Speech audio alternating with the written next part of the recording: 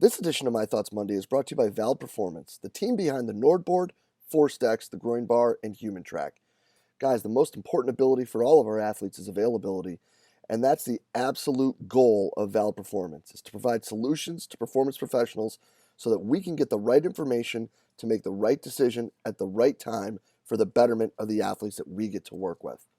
To do this, guys, they have a wide range of validated products that focus on usability, and having being founded by the School of Exercise and Nutrition Sciences at the Queensland University of Technology, they're extremely evidence-based and they're beyond transparent. I can tell you that our time using the Nordboard and being involved with Force Decks, we have been introduced to so many amazing people that have truly helped us become better coaches, have a better understanding, not just of the technology, but also what we're doing with our athletes. So make sure you hop over to valveperformance.com today to make sure you check out what they got. It's going to make you better and to do better by your athletes. The world of strength and conditioning is filled with some awesome practitioners who are always trying to evolve and continue to grow professionally throughout their career.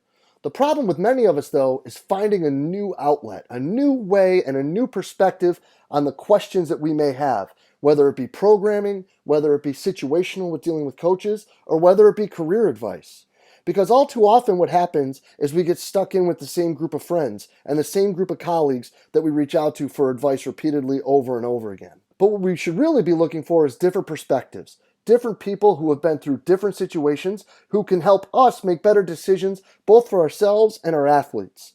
And one awesome place to start with that is the forums in the Strength Coach Network. In the forums in the Strength Coach Network, you'll be able to reach out and get feedback, input, and advice from coaches from all over the world, from everything from career advice to training modalities to programming.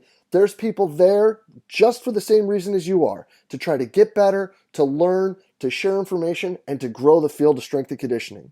So hop on over to strengthcoachnetwork.com/CVASPS. That's strengthcoachnetwork.com/CVASPS to dive into all that great content today and get your 48-hour trial for only $1. I look forward to seeing you in the Strength Coach Network. Hey, what's happening, everybody? Jay DeMeo coming at you with this week's edition of My Thoughts Monday. And guys, I want to hit on one of those presentations one more time. I know for the last 7 weeks we've went through all these, but there was one take-home message from the event and from one of the talks that has really changed a lot of the ways that I'm looking at things and how we're trying to communicate and build some stuff, over here. And, that came from Sam Gardner. I talked about how his presentation was a little bit different, and it was. And I think that this message is one that I think that a lot of us talk about, but I don't think a lot of us really act about. It's something that I think that we as a overall profession, as our vocation continues to evolve, we need to continue to drive down this direction a little bit more, especially because I think that it's going to impact the way that we are viewed, right?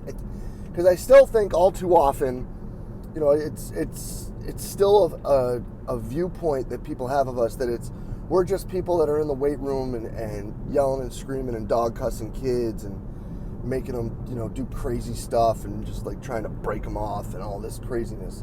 And I think that opinion of what strength and conditioning has been around for, it's been around for as long as I've been coaching. So it's been around for, probably half of you as long as you've been alive, believe it or not. And I don't think it's changing, because I still think how we portray ourselves at times and things that pop up now on your timelines or your Instagram feeds or whatever, they don't help that, right? And those things are growing more and more, so that even just one of those is like throwing one gremlin in the pool, right?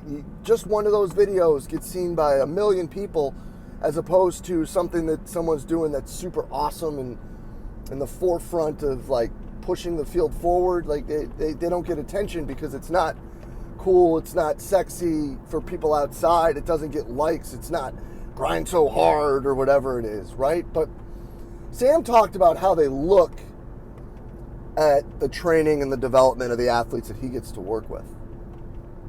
And what he talked about, and I believe he was asked this question as well, Like, how do you decide programming, and how do you decide what to build and how to train them, and yada, yada, yada, right? Good question when you're dealing with athletes who have had amputations or spine injuries or visually impaired or have CP. Like, obviously their training is going to be a lot different than someone who is totally able-bodied, right? Well, he said, well, we just focus on what they can do, not what they can't do. I'm going to say that for you one more time. We're going to focus on what they can do, not what they can't do. Now, I'm going to go both ways with this, but first, I'm going to talk about one thing that we talk about as a field, right? And that is that we need to increase their weaknesses and this and that. So I can see people already saying, like, well, yeah, but you got to pick up their weaknesses because the weakest link, and I get that, right? That's important. But you also got to remember, right, unless it's something that could lead them to injury, maybe that weakest link is a weakest link because it doesn't help them be sensational at the sport they're at. We can talk about all that another day. But, right, if it is a weak link that you need to correct or improve or build up or whatever we're going to call it now, yeah, of course you've got to attack that, and you've got to get them better at that. You got to make sure that they're healthy and resilient and able to be durable and yada, yada, yada. Yeah, we all know that, right? We don't need to get down that too much. But where I want to talk about this is when we're talking about kids or athletes, who have the misfortune of being injured. And I think all too often that injury return to play process from the time they go down to the time they come back, too much of the communication is about what they can't do, right? You get your IR from sports med and it's typically going to say something like no lower body or can't run or no closed chain upper body or no overhead. Comma. I understand why they do it that way, right? They need to do it that way in a sense for a couple reasons. One is the whole CYA factor, right? Like if they don't tell you not to do stuff and you do stuff and the kid gets more hurt, well then who's at fault, right?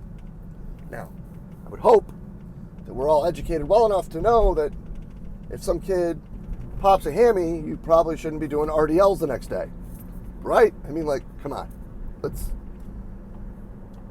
Let's be real here.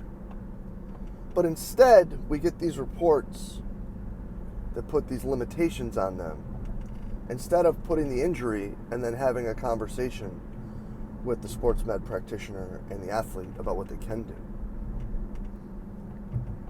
Let me give you a couple of examples and ways that I'm hoping to use Sam's idea here, which has probably been said to me 1,000 times, but really has just been bouncing off my thick skull and hasn't cracked its way through this freaking eggshell of a brain of mine until Sam said it.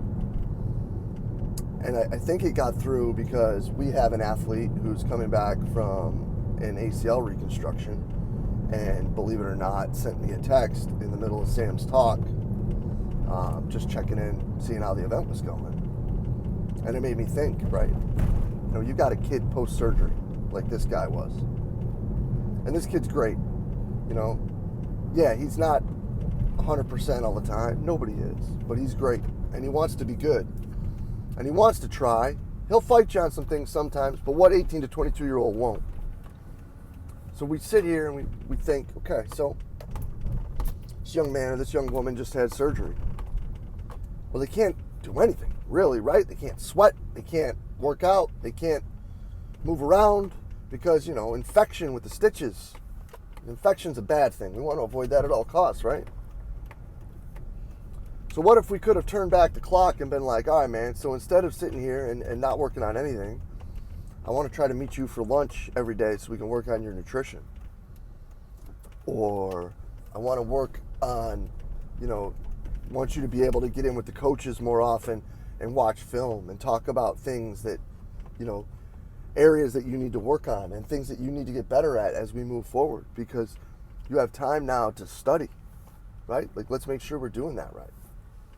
I mean, on top of obviously the general PT stuff that they're going to have to do to work their way back. You know, these kids that are coming back and are limited lower body. Like, what if there are things that we can work on to assist them in their performance? What if it's just a flexibility program? What if it's, just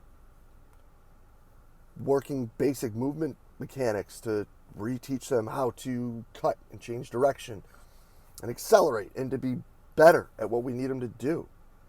But instead, more often than not, it's, you can't do anything, so you can just sit in the corner. Or, instead, you're just going to do like 20,000 abs and we're just going to try to break you off. What is that doing? What is that helping? How is that getting people better? So I guess that this situation is going to make me better and communicate better with my sports med people, because I'm lucky to have a couple that are pretty forward thinking. So what can we do? What can we work on to make them better? Like, a kid breaks a leg, like just doing upper body to get stronger upper body doesn't do anything. Like, what do we need to improve in their upper body to be better? Like, what are things that need to improve for them to play better? That we can do, that we can work on, that we can focus on. That we can give this athlete something to look at, a focal point, a light at the end of the tunnel to improve upon while they're going. And I think that's important. If we can remove the can't and put the can in to give them a focal point and a light at the end of the tunnel to train for, I think we're going to see improvements, not just in return to play, but in how they return to play. Because if we have fixed one of those weak links in the chain, or we have improved something that they wouldn't have improved before, then we didn't just waste their time. And at the end of the day, that's their most valuable asset, is the time they have. So, would love to hear your thoughts, comments, questions, criticisms, any of it, or examples of how you've done this, like things that you've had success with in that situation, because that'd be big time. Share. Help us get better. That's what we're trying to do here. As always, y'all, appreciate everything you do for us here at Central Virginia Sport Performance. We'll be back next week with another My Thoughts Monday. I'll see you then.